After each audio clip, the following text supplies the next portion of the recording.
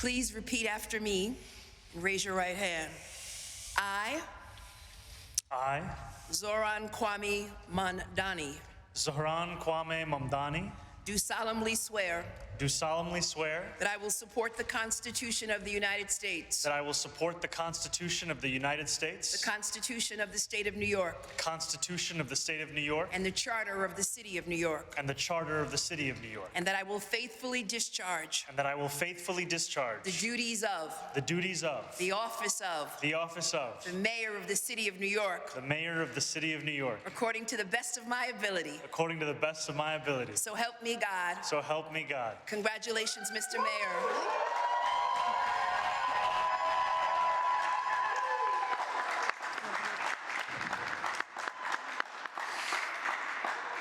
New York has a new mayor. At the stroke of midnight, moments after the ball drop, 34-year-old Zohran Mamdani became the city's first Muslim and South Asian mayor. Congratulations, Mr. Mayor.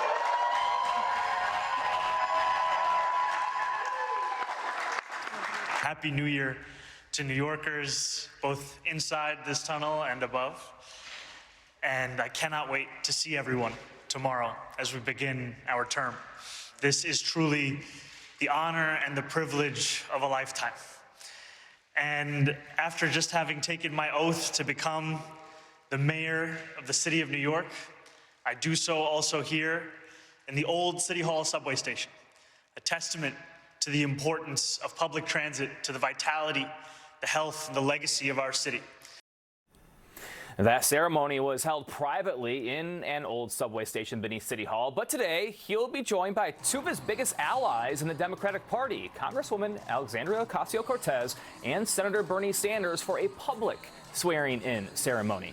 Mamdani is promising a pretty ambitious agenda: universal child care for children up to 5 years old, freezing rent prices for 2 million residents, and making buses free across the city, all of which carries a multi-billion-dollar price tag.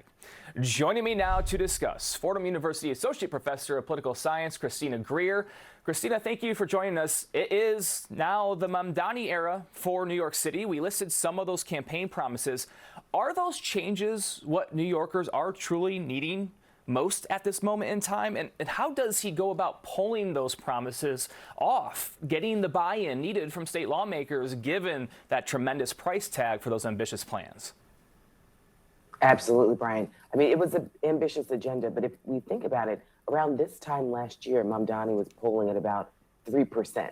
And so he had a really robust campaign where he was consistent. Those issues that you laid out, those policy issues about free buses and rent freezes and affordability for New Yorkers, were something that really resonated with millions upon millions of New Yorkers because they've been feeling the squeeze. Now, it's going to be very difficult to implement quite a bit of his agenda because we have to rely on not just the federal government in funding, but also the state government. We know that Kathy Hochul, though, our governor of New York State, is up for re-election this year, and her primary is in June. And so that does give Mamdani an opportunity to sort of trade, the support of his many followers who came to the polls, because Kathy Hochul definitely needs a robust showing of downstate New Yorkers, that's those New Yorkers in New York City, to make sure she gets across the finish line, not just in June, but also in November. But these are issues, Brian, that New Yorkers have said they're the reason why they can't live a sort of a free and fulfilling life in New York City because of the cost of getting to and from places and also the cost of living in the city. Okay, I do want to talk about the venue for Mamdani's swearing-in ceremony. You heard him talk a little bit about it there, that it's a testament to the transportation issue. This is starkly different from what we saw with now former Mayor Eric Adams for his swearing-in ceremony. What is the meaning and the messaging behind this venue and the ceremony being private? Well, many mayors have a private ceremony right at the stroke of midnight when they're sworn in. And then we know Mamdani not only is going to be sworn in a public ceremony in front of City Hall at 1 o'clock, but also he's having a block party so that New Yorkers and non-New Yorkers can come and see and celebrate. As you mentioned, he has Bernie Sanders coming in from Vermont. He's got Alexandria Ocasio-Cortez, who represents the Bronx and Queens, coming in as well. And there'll be lots of dignitaries from New York City and New York State to help all New Yorkers celebrate. I do think that the location, though, is really important because transportation has been such a key and pivotal part of Mamdani's campaign promise. You know, I'm a transportation nerd. I had the honor of being down under that subway station, it's actually under City Hall. You can see chandeliers. You can see that we once had a really grand transportation system at one point in time. The tile, the light fixtures, and so I think that it was a foreshadowing to what he wants to bring back to the New York City public transportation system. And Christina, there's also something that's looming over the start of a new era in New York, and that is President Donald Trump. While he first went on the offensive with Mamdani, their meeting at the White House in November, as you may remember, ended on a much more positive note. How much do we think that the Trump administration will influence Mamdani's tenure? That remains to be seen. I mean, we've seen, the president is quite erratic. If you look at some of his tweets just from a few hours ago, we know that it was a highly productive meeting, largely because Mamdani came in and was very prepared.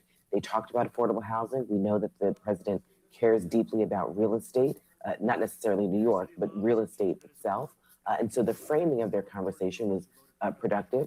Obviously, it'll be strained. They disagree on ICE interventions. They disagree on certain aspects of immigration of undocumented New Yorkers, of which there are several who keep the city alive and running.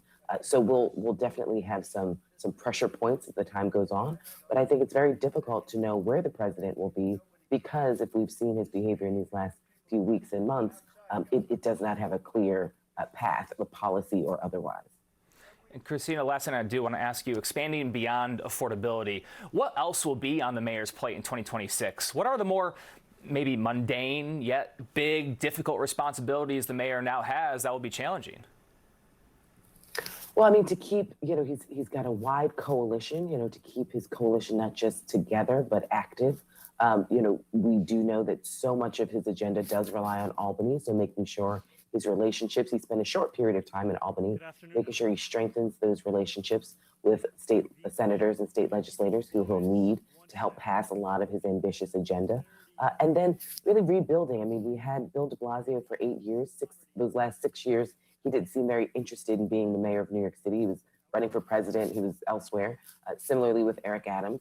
So I think some of the mundane is really rebuilding the trust of New Yorkers and showing that they have a mayor who doesn't want to just party or, have larger national ambitions, but actually wants to do the day-to-day work of keeping 8.5 million New Yorkers productive, happy, working, and living an affordable life in the city.